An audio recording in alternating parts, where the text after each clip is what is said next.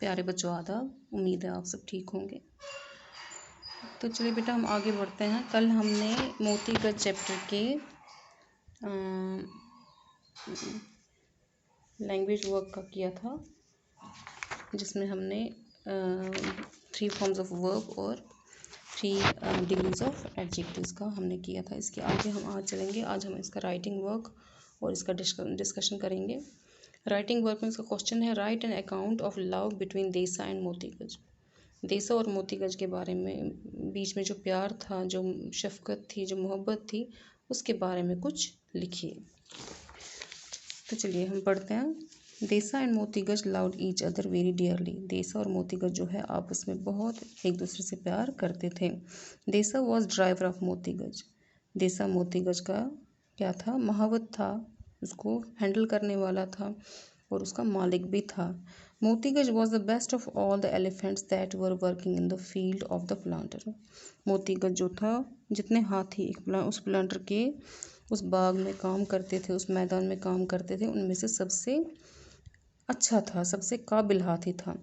They were very fond of each other. Desa और मोतीगंज जो है एक दूसरे के बिना नहीं रह पाते थे।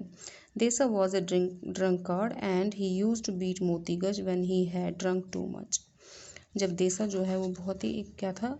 एक शराबी था, बहुत बुरा शराबी था, बहुत ज़्यादा पीता था, जिसकी वजह से वो मोतीगंज को पीटता रहता था। But Motiganj did not left Desa as he was also fond of the liquor that Desa drunk. लेकिन मोतीगंज ने देसा को कभी नहीं छोड़ा। क्यों? क्योंकि देसा ने मोतीगंज को भी उस शराब की लत लगाई थी, इसलिए उसको पता था कि वो मारने के बाद मुझे शराब पिलाएगा। Motiganj always follow Desa's orders. Motiganj सिर्फ किसकी बात मानता था? देसा की बात मानता था। He had got magnificent tusks with which he could easily do the work that was given to him. उसके जो दांत थे वो बहुत ही अच्छे थे, बहुत ही शानदार थे, जिसकी वजह से वो कोई भी काम ईजिली कर पाता था। Once a week Desa took Motiganj to a river for bath. हफ्ते में एक बार देसा जो है मोतीगंज को कहाँ लेता था? दरिया पर नहाने के लिए। He would rub him with the coir swab and a brick. फिर उसको वो घिस घिस कर साफ करता था। He would also look at his feet, eyes and ears to check if there was any sore. उसके बाद वो उसकी पूरी बॉडी को चेक करता था, उसकी आँखों को, उसकी कानों को, उसकी पैरों को, किसी को कहीं जख्म तो नहीं लगा है।